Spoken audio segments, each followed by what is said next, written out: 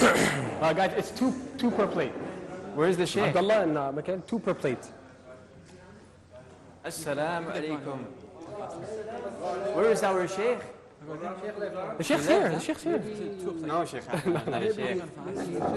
So you can take my plate. MashaAllah. May Allah reward him. So then in this case, we could take his place. Guys, 2 per plate. 2 per plate. Or 1 for yourself if you're really hungry. I give my half to Mikhail. Really? We joined 3 people. For 2. Bismillah. That's 1.5 per plate. What is the sunnah of said 2. eating? What is the sunnah of eating? And eat with your? Right hand. Not spoon. Not with spoon. I actually didn't wash my hands. I'll use the spoon. This is the thing. What's in front of you as well, right? Yes. And also, when you're sitting with a group of people, there's more barakah in the food, right? Than eating alone. The Prophet ﷺ taught us this. When you eat, with a group, the food is more blessed than when you eat alone. So what did you guys learn today in these that session? This one is technical. The monastic of Umrah and Hajj. Yeah.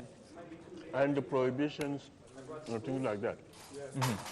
Okay. And I'm assuming it was quite beneficial, right? Oh yeah. MashaAllah. Absolutely.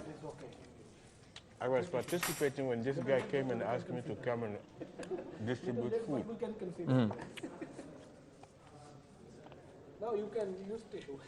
Okay. Tissue for what? Clean your hands.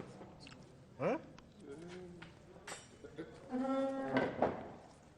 Yeah, we were talking about the ease the Muslim is granted while living in a Muslim country in Saudi Arabia. Oh yeah. Yeah? Compared to the... Best country I've ever been to. I traveled more than 12 countries. Saudi Arabia is the best. The ni'mah that Saudi Arabia gave me, no country ever gave me that ni'mah, including my own country. MashaAllah.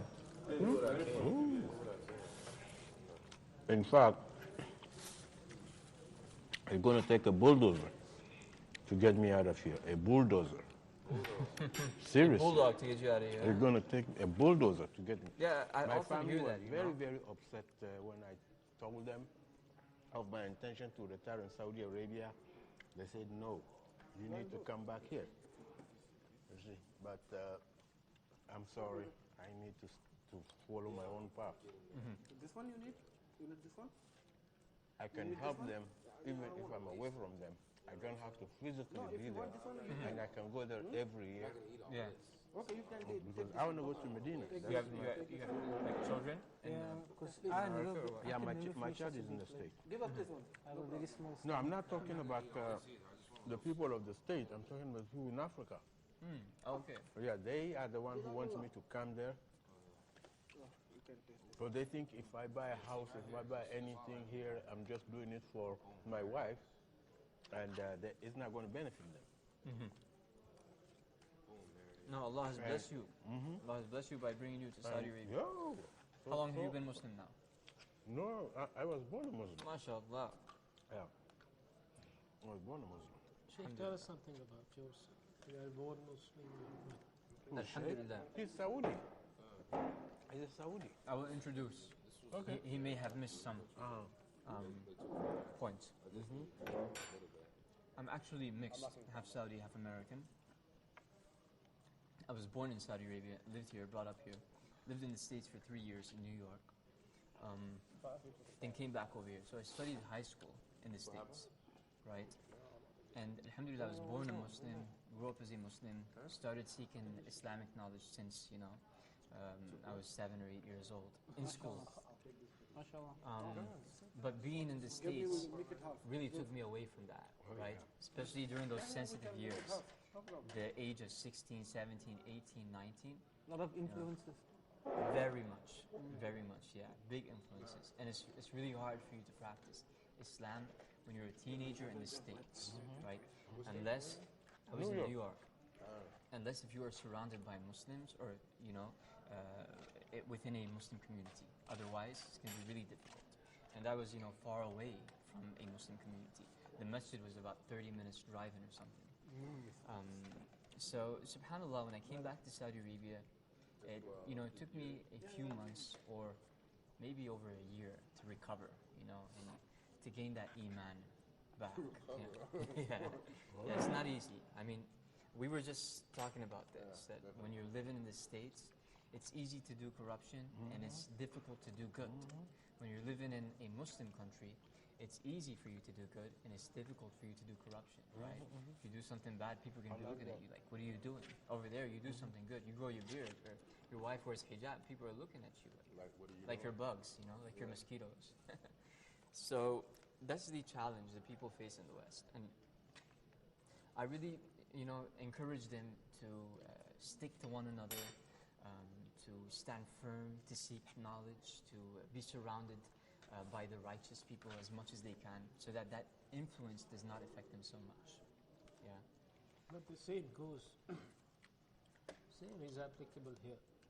You should be seeking the community which is quite close to Allah. One thing. There are many segments of society here as well. For instance, people like you who are connected to Dawah. So you create an ambience where people like me who have been quite favored in their lives feel at home as well, close to Iman. So ambience does make a difference, isn't it? Does, big time. So looking for the right company, it does matter No matter how old you are. how old you are. SubhanAllah, when I got surrounded by the right people, I started thinking the right way. My intentions, changed, my approach changed, my style changed. And I started focusing on what benefits me the most for the akhirah. Never think that, I'm 30 or 40 years old, I still have a long time. It should always be like, I don't know how much time I have. And while I'm here, I have to do whatever I can to get closer to Allah. Because it's what you leave before you leave. It's what you leave in this dunya before you leave this dunya. You may leave something that will benefit you for 1 year after you die. Or you may leave something that will benefit you until Yawm al-Qiyamah. So me and my team were actually thinking about this. What kind of big thing could we leave before we leave this dunya? And after reading the hadith of the Prophet Muhammad ﷺ, when he said that, leaving knowledge is one of the greatest things in Sadaqah Jariyah. So we decided to build up on an institution to provide a platform for people who want to seek knowledge and get educated about Islam. And this platform is basically made for part-time knowledge seekers. Make sure you absorb whatever he's telling you. You're going to steal some of his ideas for our project. Because many people, you see, they're really busy and tied up with work, working 8 to 5 or 9 to 4 or whatever. They're really tied up, so they rarely have time to seek knowledge, including myself. So that is why we set up this institution to have a part-time knowledge-seeking platform provided to those people all around the world, right? Whether they be in Senegal, Somalia, and Africa, and U.S., Egypt, Saudi Arabia, wherever, you name it, Sri Lanka. We receive emails and applications from all around. And mashallah, after implementing and launching this institution, we received feedback from a lot of these students saying that, alhamdulillah, we have gained more knowledge about Islam. We now understand the fundamentals. You see, this institution, Himma College, it gives you the key, right? I'm not going to say you're going to be a scholar after you graduate. No. You have some tools. This institution will give you the key. And then it depends upon you what you're going to do with that key. What is the medium of education, the language? English. Only? It's in English. Of course, the hadith are in Arabic language. The ayat are in Arabic. There is an Arabic language course. Grab that one So, for yourself. Basically, it's for English speakers. Go ahead. And you can access it from anywhere? Yeah, even from your mobile phone. It's it's simplified. It's made easy. It's one of the easiest, user-friendly online platforms. Just with a click of a few buttons, you reach your classroom and you're good to go. So I need this application also because I want to do this one online. It's not an application, it's a website. HimmaCollege.com. Himma. H-I-M-M. HIMM. What's the meaning of himma? Himma, good question. I was waiting for that. Himma means ambition. Arabic word? Of course. It is an Arabic word. Ambition. My ambition to seek knowledge. My ambition to share the deen. Kleenex. Shukran jazilan. Yes, yes, please. So tell me about yourself. Where are you from? Jazakallah from Lahore. MashaAllah. And I've been in the kingdom for the last 4 years. Working with a motor company in Riyadh. It's an online learning platform. This is the first time I'm part of And it's in any English, so activity related to dawah. So this is a new Yes. embarkment in a way. Mm-hmm. Alhamdulillah, married with 4 kids. Alhamdulillah. My kids are more inclined towards religion than me. So they are, in a way, acting, mashallah, stimulus for me. I cite an example here, for instance. We all recite Surah Mulk at night before going to sleep. Mashallah also do that. They transfer the tea there. My son kept I didn't hear watching me. One day Oh, he yes, came yes, to yes, me yes. and I asked saw a it. question. Baba, why do you do that every night before going to sleep? I cited the hadith, narrated the hadith of Rasul Kareem sallallahu alayhi wa sallam, that this is something which will keep us away from the azab al-qabr. So what he did, he's mashallah 9 years old now. I'm telling you about 1.5 years ago. Did he memorize Surah Al-Mulk? I'm getting to that point. Walaikum salam. He was so touched by this particular hadith. He was around 7.5 at that time. He, on his own, went to the net and started listing certain people like Rashid Mishari and people like him. After 15 or 20 days, he came to me with total memorization of Surah Mulk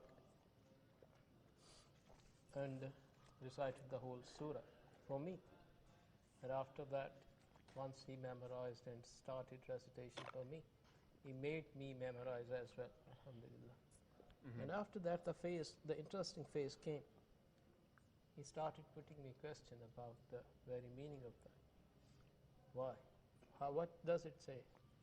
If we are reciting it, then we got to know the meanings as well. It is coming back. So, as I said earlier, my kids are more religious than me. Whose phone is that? So they're probably happy for you right now because you Alhamdulillah, joined this. I'm very happy, and this is, as I said earlier, I'm not a learned fellow at all. I know very little about religion, but people like you and the Sheikh, which we just talking about you 30 minutes ago, it's a very, what we call very refreshing journey for me. The Sheikh, the Sheikh Ahmed.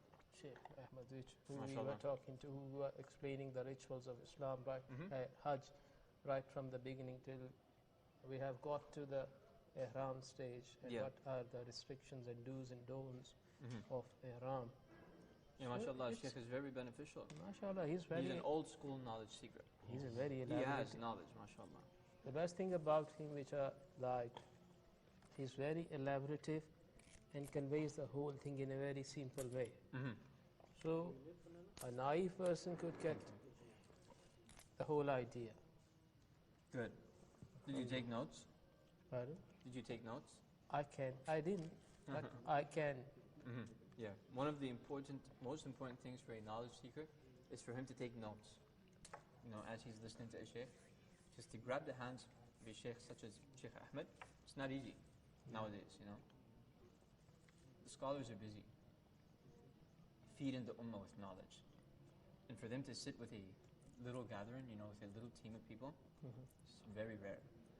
So in this case, if I was with you, I would have taken notes. Why? Because that information is valuable. Yes, absolutely. And at the same time, I'd like to share it with people. Yeah. So, mashallah, 4 years in Riyadh. You're located in Riyadh. Yeah. Alhamdulillah. Alhamdulillah. And so your children, what ages are they? They are from 12 to 6. 12 to 6. Did you enroll them in any Islamic school or anything of that They are sort? going to be part of, inshallah, British Islamic school from after Eid, inshallah. They are going to start their Islamic school after Eid. That's an oxymoron. British Islamic school? British Islamic school. This is what they call that school is. Mm-hmm.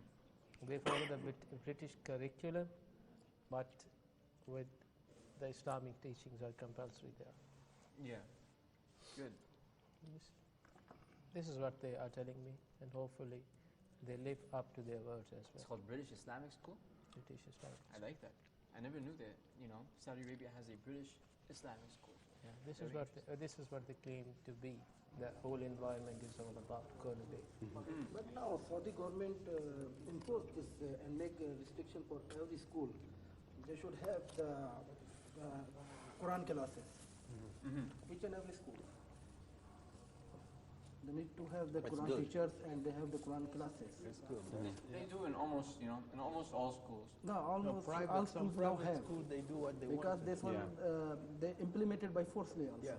Private schools, Government they do what they says want this to is- do. Government schools do Yeah, have. Yeah. government also have, but they implemented on private schools also. I tend to disagree with this notion. Why? Because I've been interacting with many schools, because my kids are going to school. The unique thing, as there are many unique things in Saudi Arabia, the uniqueness of schooling is also unique. How? My daughter, she was in grade 2. One night, when I got back from office, came to me and requested, asked me to help me in reciting, in memorizing a surah from the Quran. I thought it would be Surah Qasr, 2-line surah, three verses surah. So, inshallah, it would take There are half no an two-line surahs. It doesn't yeah, exist. I was just so. My impression was it would be some small surah, Surah Ikhlas, Surah Qasr. But when she told me that she wanted to memorize Surah Qiyamah, mashallah, I was blown up. Surah Qiyamah, you want me to help you memorizing this surah in half an hour or in 2 hours or 3 hours? Yeah, daughter, you must be kidding. What I'm trying to say here, schools are, no matter, I don't know about the government schools, but private schools are equally inclined towards the Islamic education as the government schools. Yeah. This is my personal experience. I don't know if someone comes up with a different notion, but private schools are very much, whether from the instructions of the government That's correct. or on their own, they are following the teachings of Islam in letter and spirit. And it is quite reflective when you start talking to people, even in the 5th grade. This is compulsion. This is something even a kid of 9 or 8 or 7 got to be doing. He doesn't have any way out of it. Yeah. So these are the uniqueness, your peculiarities of Saudi Arabia, which, as Brother Abdullah was saying, which are quite hard to find. Yeah. A balance between the life and the life hereafter is there, at least in schooling. I can assure you that. I've been interacting with people.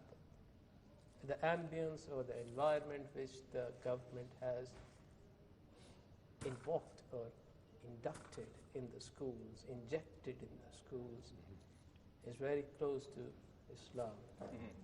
Alhamdulillah. Alhamdulillah. So, we are the challenges which you just referred to, which you are facing when you are there in States. Yeah. So, we don't have, alhamdulillah, these challenges to tackle with. So easy path is there. It is the will of Allah. La hawla wa la quwwata illa billahi al-aliyyul azim. Whether He chooses us to be among us those who will be moving on the right path, Sirat al-Mustaqim. Yeah. It's a whole lot easier to practice Islam, to move towards the religion the way you want, in a very, very friendly manner. Yeah. So this has been a quite Can I a ask you something, brother? Your kids, what language are they? What's the Urdu. education language? at the English, school? English, totally English. Because in private schools, It's a private school. It's a private school. In private schools, they also teach Arabic, Yes. but the medium is English language. Okay.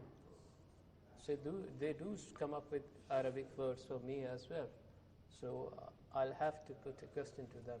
Please let me know the meaning so I could answer you. So, Because I need to find. I'm not here for such a long time. I still don't know about all the schools, and I think some of the private schools are quite expensive for English. My kids don't speak. They're still learning Arabic right now. What about homeschooling? Is that an option? Homeschooling is an option, but My at the kids same are time, homeschooled. it is more costly. Homeschooling is known to be more costly. Why? Because you're having teachers leaving, their work or whatever and coming to your house. I do recommend Saudi private schools, where all studies are in Arabic language. However, for a student to enter a Saudi private school, they would have to, learn the Arabic fundamentals first. Yes.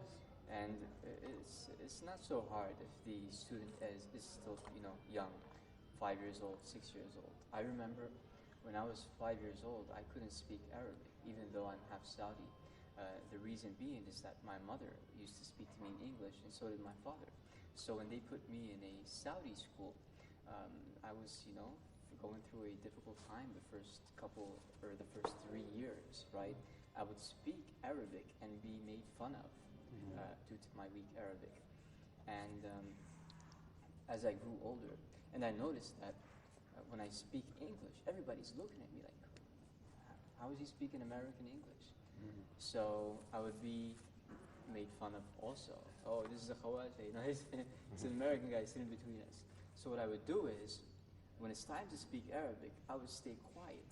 And when it's time to speak English, I would make my English very weak. Why? So that I could be just like the guys. Understood. Yeah. So my advice, speaking from experience, is to get your children enrolled in an Arabic institution first, let them learn Arabic, then put them in a Saudi private school. I mean, to what level? Because my kids are doing that now. My kids, they all homeschool. Alhamdulillah, my wife has taken them to the level they need to be at for their age, all the subjects. Because we've traveled and lived in various places. And now they are learning Arabic with a private teacher, some parts of the day. But to what level of Arabic do you think they need to be at when they will be ready to go into a school? Not to have this, because I worry about the psychological and social and emotional impact. Yeah, that'll if they were affect put in a them throughout their situation lives. where kids started making fun of them. Yeah. My kids would probably just have such an extremely negative experience. They may not learn anything. So I worry about that. But I would like them to reach that point. But what do you think is a... Just let them know the basics. Let them know alif ba. Let them know the letters. Let them know some words. Make sure they understand Arabic, even if they don't know how to speak it really well. Yes. At least if they understand, then they could respond to the teacher, and they're less likely to be made fun of. Nowadays, things are different. We're talking about nearly 30 years ago when I was put in this situation. Nowadays, in Saudi Arabia, a lot of people are English speakers, and people are more acceptable of foreigners being, in a Saudi school. Things were different back then. So, I do recommend that they learn the basics, very basic, because in grade 1, grade 2, grade 3, there's no issue. These students are still learning Arabic for non-Arabic speakers, even in Saudi schools. When they're in grade 1, grade 2, they are learning Arabic for non-Arabic speakers, because their Arabic is really lousy at that age, right? So if you give them like a short course, a summer course, or a summer course, then put them in the Arabic school, that should be enough. It should be sufficient, right? By then, inshallah, they should have enough knowledge for them to partially communicate with the teacher and get some feedback from the students as well. Yeah, it's an option to keep in mind. You live in Saudi, in Jeddah or Riyadh or where? No, in Dhahran. In Dhahran. Yes. Dhahran is really nice. And Dhahran is loaded with Western communities. Yes. I am aware of that. And even if you do put them in a Saudi school over there, it wouldn't be something strange. It may not be something strange to them, depending upon the school you select. But focusing on children from their young age is always the best. Yes. You know, if you're going to teach them Arabic, do it from now. Yes. If you want to teach them Quran, let them learn the Quran from early age. Yes. Because as they grow, it gets difficult. Yeah. I remember I was with my child, my daughter. Her name is Aya. She's 5 years old. MashaAllah. And we were on a bus. We were, on a tour somewhere. And as we were on a bus, she opened up the topic of my mother's death. My mother passed away 5 months ago, sorry. And she was like, so where is she? She calls my mom Nana, her grandmother. So she says, where is Nana? I said, Inshallah in Jannah. What was We that? hope May she's in Allah Jannah. grant a very We don't know. Inshallah in Jannah. Huh? So then she said to me, Was that I you? hope that I could make it to Jannah without That was you? dying. No, I don't want to die. I want to go to Jannah immediately. I'm saying, subhanallah, how did she have these kinds of Yes. thoughts at this young age? And I remember that a couple of years ago, I was sharing with her stories of prophets. And perhaps that is what, got her to think this way. Alhamdulillah. So it's very important to grab the children from young age and to teach them, short lessons about the deen. Even though it may consume your time, they are top priority. Right? Priority goes to the family first. وَالْأَقْرَبُونَ أَوْلَى بِالْمَعْرُوفِ, Allah says. And those who are nearest to you are more deserving of the good. Prophet Muhammad, peace and blessings be upon him, before he went and approached the public, he approached his family first. He approached Khadija first, and she's the first woman, the first person to accept Islam. And he approached his cousin and his relatives first, and then he took it out to the public. So we need to always keep in mind that there should be priorities with these things. And mashallah, nowadays I find that children are really smart, compared to the old days. When I look at my children or anybody's children at this young age, 4 or 5, 6 years old, see that they're very smart compared to when I was young. Could be that I was not able to analyze personalities then. Maybe that's why I see this. But when you put them within the right community and you put them with the right friends who have the good parents, then you worry less about them. Yes. You don't have those worries, and you tend to be able to teach them in shorter time because they're in the right place with the right mindset. Conducive to learning the right things. Yeah, they're used to it. So when they see something bad, they may speak up and be like, why is this person doing that? Yeah. Why is that person not praying when it's prayer time? Everybody's going to pray, and that person just sitting down. They may wonder, why is that person not praying? He's only 3 or 4 years old. Why is he saying this? Because he's used to his parents say, get up and pray. It's prayer time. Yes. If you don't pray, then you are of those people who Allah didn't choose. So when he hears this a lot, then he will eventually be of those righteous people, and he will grow up into this. And it will be easier for him. Unlike those people who reverted to Islam. They struggle, those people who've been non-Muslim throughout their life, Christian, Jew, or whatever, then they convert to Islam when they're 50 or 60. These people are struggling, Yeah, it's The not easy to learn so many things, start doing so many new things, changing so many things. And with that being said, yet Allah grants them ease. I mean, think of Yusuf Estes. When did he convert to Islam? Later on in life, He was probably in his 40s or something, or 50s. And subhanAllah, now he is, a sheikh teaching millions of people. And in no time, he gained knowledge. So it all depends upon the efforts being put in and the intention. Not necessarily the age, but the age does help. Sheikh, do you mind if we just move back to the Sure. Could I wash my hands? Sure, before sure, we sure. move? We'll meet you there. We'll meet you there. Should we cold coffee? No, that's okay. Someone else is going to take care of it. Assalamu alaikum.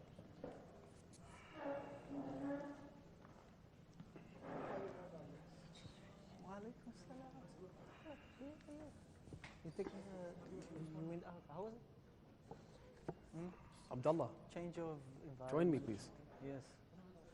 Okay.